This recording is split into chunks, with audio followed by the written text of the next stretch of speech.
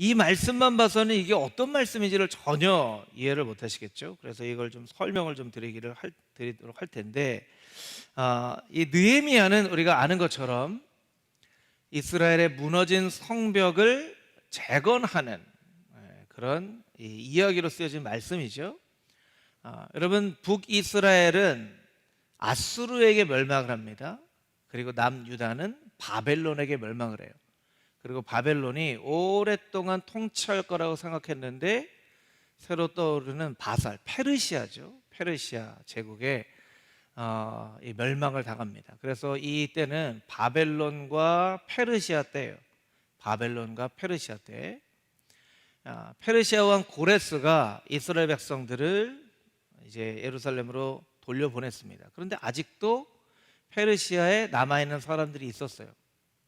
그러니까 페르시아에서 고국으로 돌아간 사람들 중에 돌아온 사람이 이 느헤미야는 이 아닥사스다 왕의 술 맡은 관원이었거든요. 술 맡은 관원은 왕의 최측근이죠. 최측근. 왕에게 음식을 줄 수 있는 사람은 최측근이에요. 그런 술 맡은 관원을 맡고 있었는데 성문이 다 불에 타고 성벽이 무너졌다는 이야기를 듣고 하나님 앞에 오랫동안 기도합니다. 한 4개월간을 기도해요. 4개월간을 기도하고 아닥사스다 왕에게 이것을 이야기할 기회를 하나님께서 주실 때에 내가 소원이 있습니다. 내 고향의 성벽이 다 무너졌는데 가서 그 성벽을 다 세우고 싶습니다. 그래서 돌아온 거예요. 성벽을 세웁니다. 며칠 만에 성벽 세우는 게 완공되는지 여러분 혹시 기억하세요? 기억하시는 분이 있나요? 그 느헤미야의 무너진 성벽이 며칠 만에 세워졌을까? 며칠 만에? 52일 만에. 52일 만에. 그래서 이 52일이라는 것을 숫자가 특별한 의미를 주는 경우도 있잖아요. 1년이 52주니까 52일 만에 세워졌다 하는 것을 이제 52주로 해서 뭔가를 새롭게 작정할 때 이 느헤미야 같은 마음으로 성벽을 재건하여 주시옵소서 이렇게 기도하기도 합니다. 생각을 해보면 느헤미야서의 목적이 성벽을 재건하는 것뿐이었다면 느헤미야서는 아마 6장쯤 끝났을 거예요. 6장에 성벽을 다 세우거든요. 6장 15절 말씀에 보면 성벽이 다 세워졌다. 성벽 역사가 52일 만에 엘루럴 25일에 끝남에 이렇게 끝나요. 그러면 느헤미야서는 사실은 6장 15절쯤 끝나야 돼요. 그렇잖아요. 목적이 다 이루어졌잖아요. 그렇죠. 우리 수능을 준비하고 있는 우리 이제 후배들이 있는데 11월 18일에 이제 수능을 시험 본단 말이에요. 그러면 시험을 보면 수능 시험 보는 친구들은 어떤 마음을 가질까요? 끝났다 하잖아요. 끝났다. 네. 오늘 좀 다들 기운이 없어 보시는데 제 기분 탓인가요? 끝났다 이렇게 한단 말이에요. 그런데 여러분 생각해 보세요. 수능이 끝났는데 아직도 학교에서 선생님이 시험에 대해서 뭔가를 막 가르치고 있다고 생각해 보세요. 그러면 그 이상한 일이잖아요. 그렇죠. 이상한 일이죠. 이상한 일이라고 생각하시는 분들은 이렇게 약간 이상한 일인가요? 혜지야, 이상한 일 맞지? 예, 이상한 일인 거예요. 왜냐하면 수능이 끝났으면 이제 시험이 끝난 거예요. 그렇잖아요. 수능이 끝났으면 이제 대학 진학하고 원서 넣고 대학 가면 되는 거예요. 그런데 아직도 뭔가를 학교 선생님이 이렇게 가르치고 있다면 그 이상한 일인 거예요. 성벽이 재건이 다 됐어요. 6장 15절에 다 성벽 재건이 끝났어요. 그런데 왜 7장, 8장, 9장, 10장, 11장, 12장, 13장 이렇게나 많은 부분이 왜 남아있냐는 거예요. 그런 관점을 가지고 이 느헤미야서의 말씀을 봐야 돼요. 무엇일까? 아직 끝나지 않은 남아있는 일은 무엇일까? 여러분, 느헤미야가 13장인데 성벽 재건은 절반 이전에 벌써 끝나는 거예요. 절반이라고 해도 12장이잖아요. 13장 더 많은 부분을 사실은 성벽 재건 아닌 다른 이야기로 하고 있다라는 거예요. 그러면 우리가 느헤미야서를 볼 때 아직도 끝나지 않은 숙제와 같은 일은 무엇일까? 이제 그런 좀 질문을 우리가 해봐야 된다라는 거예요. 8장 1절부터 3절까지의 말씀을 보면 우리가 그 힌트를 얻을 수 있는데요. 우리 자막을 통해서 8장 1절부터 3절까지 있는 말씀을 함께 큰 목소리를 읽어보도록 하겠습니다. 시작. 이스라엘 자손이 자기들의 성읍에 거주하였더니 일곱째 달에 이르러 모든 백성이 일제히 수문 앞 광장에 모여 학사 에스라에게 여호와께서 이스라엘에게 명령하신 모세의 율법책을 가져오기를 청하매 일곱째 달 초하루에 제사장 에스라가 율법책을 가지고 회중 앞 곧 남자나 여자나 알아들을 만한 모든 사람이 앞에 이르러 수문 앞 광장에서 새벽부터 정오까지 남자나 여자나 알아들을 만한 모든 사람 앞에서 읽음에 뭇 백성이 그 율법책에 귀를 기울였는데 아멘. 이것이 이스라엘 백성들이 다 수문 앞 광장에 모여서 에스라가 말씀을 읽을 때 그 말씀을 듣고 회개하고 눈물을 흘리고 어찌할꼬 했을 때 우리가 느헤미야서에서 가장 잘 알려진 유명한 말씀이 있죠. 이날은 여호와의 성일이니 기뻐하라. 여호와를 슬퍼하지 말라. 여호와를 기뻐하는 것이 너희의 힘이니라. 이 말씀이 이제 8장에서 등장을 하는 거예요. 그런데 자막을 1절 다시 한번 보여주시면 이게 언제 일어났다라고 기록되어 있냐면 1절에 언제 일어났다고 기록되어 있어요? 일곱째 달에 이렇게 되죠. 2절도 보여주세요. 2절 무슨 달에? 일곱째 달 초하루에. 그럼 일곱째 달 초하루는 무슨 날이에요? 일곱째 달 초하루 무슨 날일까요? 이 의미가 있는 날이에요. 그러니까 이런 거를 우리가 찾아야 돼요. 그 이스라엘의 역사를 보면요, 유대 역사, 유대력이 있고 태양력, 일반 사람들이 쓰는 태양력이 있어요. 그러니까 일곱째 달은요 태양력에 의해서 일곱째 달이지만 사실은 유대 사람들이 쓰는 유대력으로 보면 1월이에요. 1월 니산월이라고 하는 1월이요. 그러면 유대인에게 있어서 1월 1일은 무슨 날인지를 알아야죠. 이때는 유월절을 지키는 날이에요. 유월절을 지키는. 자, 아까 제가 성벽을 재건하는 그게 몇 월에 끝났다고 돼 있죠? 말씀드렸죠? 엘루월은 6월이에요. 그러면 6월에 성벽을 재건하는 일이 완성이 됐어요. 그런데 1월이요. 그러면 7, 8, 9, 10, 11, 12, 6개월, 7개월 만에 이스라엘 백성들이 왜 수문 앞 광장에 모였냐는 거예요. 여러분 성경을 읽을 때는요 자꾸 왜라는 질문을 하면서 읽어야 이 성경의 깊은 의미가 깨달아져요. 왜 일곱째 달에 또 모였냐는 거죠. 그냥 목사님 그냥 모였겠죠. 그냥 뭐 만나자고 했겠죠. 뭐 카톡이 없었지만 뭐 그런 비슷한 카톡 돌멩이를 이렇게 딱 던져가지고 사인하는 뭐 그런 게 있었을지도 모르죠. 예. 여러분 이 의미는 이런 거예요. 이스라엘 백성들이 성벽을 다 완공했어요. 공사가 다 끝났어요. 그런데 마음 가운데 아직 뭐지? 이 성벽 완공이 다 끝났는데 내 마음속에 이 뭔가 안 끝난 것 같은 이 느낌은 뭐지? 뭐가 안 끝난 것 같은데 이게 뭐지? 내 마음속에 뭐가 이렇게 성벽이 완공됐구나. 이제 이스라엘의 성벽이 정말 기적적으로 52일 만에, 그것도 막 산발락과 도비아와 주변에 있는 사람들을 공격해서 어떤 때는 막 칼을 차고 막 성벽을 싸우면서 칼을 차고 누가 오면 칼 뽑아가지고 막 전쟁하려고 이런 아주 급박한 상황에서 52일 만에 성벽 공사가 다 끝났는데 마음 가운데 아직 뭐가 남아있는 것 같은 마음이 드는 거예요. 그래서 그 마음을 이 사람들이 이게 무슨 마음이지 하면서 7개월을 보낸 거예요. 7개월. 여러분 학사 에스라나 느헤미야가 모이라고 한 게 아니에요. 이스라엘 백성들이 수문 앞 광장에 모였어요. 그리고 학사 에스라에게 좀 성경책을 읽어달라고 요청을 했어요. 그러니까 여러분 그것은 각 사람의 마음 가운데 하나님께서 주신 마음이에요. 아직 끝나지 않은 무언가가 있구나. 7개월 만에 모입니다. 그리고 하나님 말씀을 선포할 때 눈물을 흘리고 회개합니다. 그리고 이스라엘 백성들이 다시 회복한 절기가 바로 초막절이에요. 초막절, 6월절, 초막절.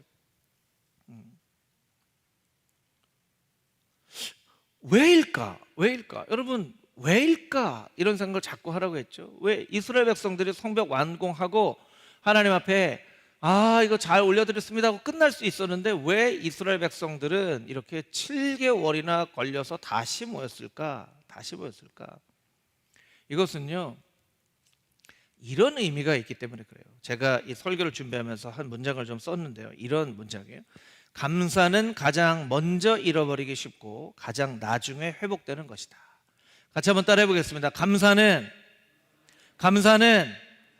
가장 먼저 잃어버리기 쉽고 가장 나중에 회복되는 것이다. 여러분, 이렇게 돼야 된다는 게 아니에요. 이렇게 되기 쉽기 때문에 반대로 살라는 거예요. 감사를 가장 먼저 잃어버리기 쉽기 때문에 감사를 끝까지 붙잡고 있어야 되고, 감사가 가장 나중에 회복되어지는 것이기 때문에 감사를 가장 먼저 회복할 수 있도록 살아야 된다 라고 우리가 생각을 해야 돼요. 여러분, 감사함으로 미리 받은 줄로 여기고, 우리가 무슨 기도를 해요. 기도를 응답을 받고 나서 감사하면 이미 늦은 거예요. 하나님, 이거 이미 받은 줄로 여기고 미리 감사하겠습니다. 이게 이제 성경적인 거예요. 하나님, 미리 받은 줄로 여기고 감사하겠습니다 해야 되는 거예요. 왜냐하면 감사를 회복하는 게 너무나 어렵기 때문에 그래요. 여러분, 한 주간 한번 생각을 해보세요. 여러분이 무언가에 감사한 사람에게도 감사합니다, 이거 여러분 잘 하시는지 모르겠어요. 여러분, 감사합니다 잘 하세요? 뭐 식당에 가서나 편의점에서나 감사합니다 이거 잘 하세요? 그런 거 잘 해야 돼요. 왜냐하면 그게 일종의 태도가 되기 때문에요. 하나님께 감사합니다, 여러분은 어떤 감사를 했는지 모르겠어요. 여러분, 아침에 여러분이 오늘 눈 뜨면서 하나님 오늘도 눈을 뜨게 해주셨군요, 감사합니다, 이렇게 눈 뜨는 분 있어요? 아니면 막 알람 막 일어나 하는데 막 알람 뭐 이렇게 막 끄고 또 잤다가 또 끄고 또 이렇게 일어나셨어요? 네. 여러분, 이렇게 걸어오면서 하나님 걸어갈 수 있는 발이 있어서 참 감사합니다 이렇게 오셨어요? 하나님, 내가 찬양할 수 있는 입이 있어서 너무 감사합니다. 아마 그냥 당연하게 오셨고 당연하게 찬양하고 당연하게 보고 했을 거예요. 다 당연하다고 생각하기 때문에 그래요. 당연해. 우린 다 당연하다고 생각해요. 미국에 그런 말이 있대요. 이 세상에서 가장 풀기 어려운 수학 문제는 하나님이 주신 복을 세어보는 것이다. 진짜 의미 있는 얘기예요. 가장 풀기, 이건 도저히 풀 수 없는 수학 문제예요. 하나님이 주신 복을 세어보는 거. 하나님이 너무나 많이 주시기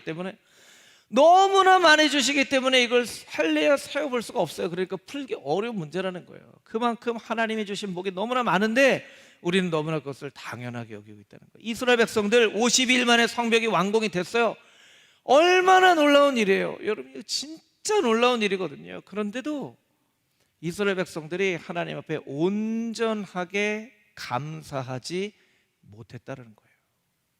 그래서 온전하게 하나님 앞에 감사했더라면 6장에 끝날 말씀이 7, 8, 9, 10, 11, 12, 13까지 되는 거예요.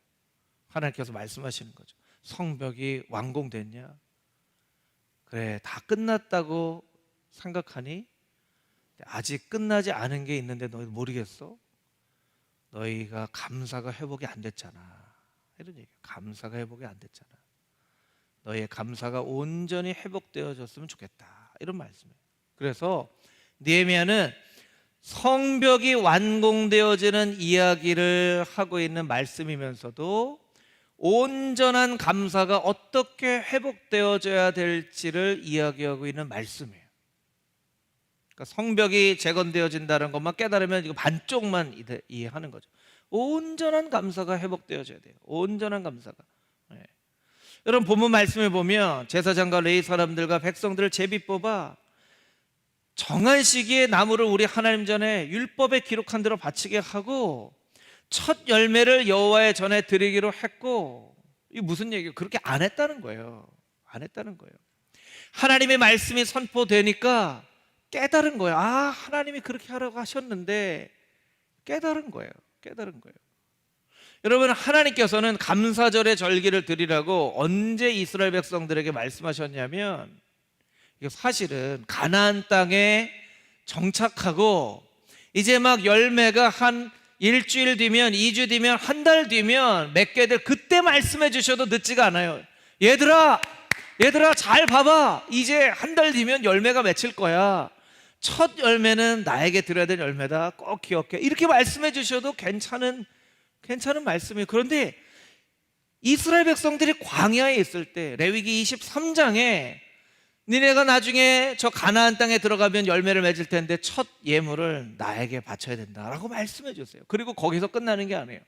계속 반복해서 말씀해 주세요. 계속 반복. 출애굽기에도 말씀하시고, 레위기에도, 출애굽기에도, 민수기에도, 신명기에도 계속 감사해야 된다는 것을 반복 학습하세요. 반복 학습. 반복 학습.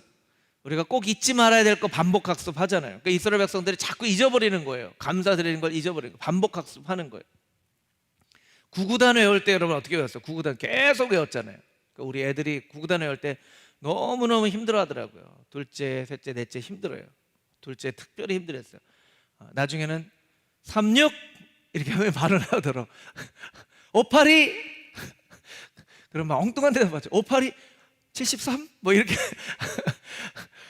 야, 다시 외워야 되겠다 그러면 막 다시 외우고 계속 반복하는 거예요. 왜 반복합니까? 그거가 중요하니까. 하나님이 반복하는 거예요. 계속 반복하는 거예요. 감사절기를 드려야 된다. 감사절기를 드려야 된다. 하나님이 또 어떻게 말씀하세요?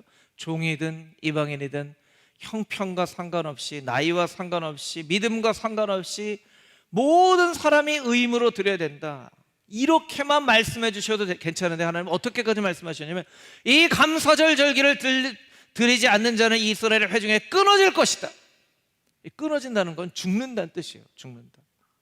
이 감사의 절기를 드리지 않으면 죽는데요. 죽는데요. 이게 무슨 뭐 오징어 게임도 아니고, 여러분 오징어 게임 잘못 밟으면 죽는 거잖아요. 그렇죠? 이게 무슨 감사절이 오징어 게임입니까? 달고나 이렇게 해서 못 들으면 죽는 거예요? 네. 여러분 오징어 게임 다 보셨잖아요. 그죠? 네. 아니 감사절 절기가 감사를 안 들으면 죽는데요. 그러면 이해가 안 되잖아요. 아니 하나님 이거 강조하시는 건 알겠는데 이렇게까지 감사를 안 들으면 죽는다고 하시는 그럴 만한 이유가 있습니까? 이렇게 우리가 생각을 해봐야 되겠죠. 왜 그러냐면 이것이 복의 통로이기 때문에 그래요. 감사는 복의 통로예요. 같이 한번 따라해 보겠습니다. 감사는 축복의 통로입니다. 여러분 다 축복받은 인생 되고 싶으세요? 여러분 다 축복받는 인생 되고 싶으세요? 그럼 하나님 앞에 감사하세요. 감사하세요. 감사는 축복의 통로가 되기 때문에 그래요. 몸이 아프면 증상이 있어요. 그렇죠? 감기 걸릴 것 같으면 증상이 있잖아요. 목이 약간 이렇게 쎄한다든가, 약간 열 기운이 있다든가, 몸이 으실으실 춥다든가, 그러면 이제 감기 증상이잖아요. 그렇죠? 머리가 아프든가, 배가 아프든가, 뭐 어떤 특정 부위가 아프든가, 그러면 이제 그게 증상이에요. 그렇죠? 그러면 몸이 아픈 거예요. 그럼 우리의 영혼의 속사람, 하나님이 우리를 흙으로 만드시고 생기를 부어 주셨기 때문에 우리의 속사람이 있죠. 영혼이 아플 때 어떤 증상이 있을까요? 증상이 있어요. 불평이 나오는 거예요.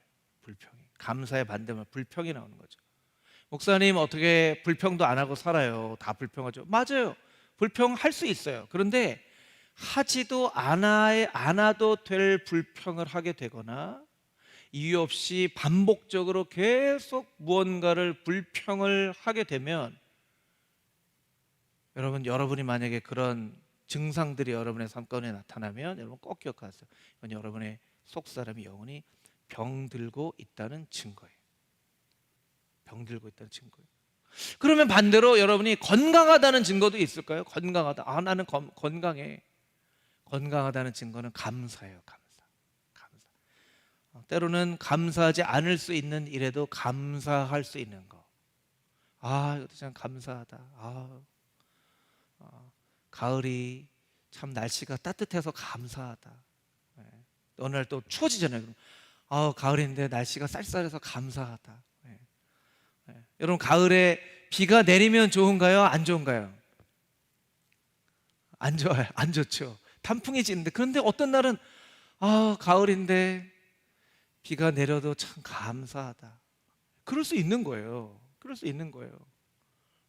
뭐 도깨비 대사처럼 뭐 비가 와서 뭐가 어때서 뭐 그렇게 있잖아요. 그렇죠. 예. 감사하지 않을 수천 수만 가지가 있고요. 불평할 수 있는 수천 수만 가지가 있어요. 하나님 감사하는 거예요. 왜냐하면 그것이 복의 통로가 되기 때문에. 2021년 돌아보며 여러분은 얼마나 실감하실지 모르겠지만, 저나 우리 장년들이나 우리 장로님들은 정말 이 금호중앙교회가 헌당을 했다는 그 의미는 정말 너무나 감사한 일이에요. 이 코로나 상황 가운데 헌당을 한다는 건 너무나 감사한 일이에요. 근데 오래 헌당을 했거든요. 근데 이 느헤미야 말씀하고 너무 비슷해요. 하나님, 아직도 완성되지 않은 숙제가 있습니까? 우리가 하나님 앞에 그렇게 물어볼 수 있어야 돼요. 그때 하나님께서 우리에게 어쩌면 그렇게 말씀하실 수도 있어요. 너희 안에 온전한 감사가 회복되어졌으면 좋겠다. 온전한 감사가 회복되어졌으면 좋겠다. 여러분, 오늘 설교를 마치고 여러분이 적용을 할 게 있어요. 여러분 카톡에 혹은 뭐 핸드폰에 감사할 일 10가지를 여러분들이 이렇게 쭉 한번 적어보시면 좋을 것 같아요.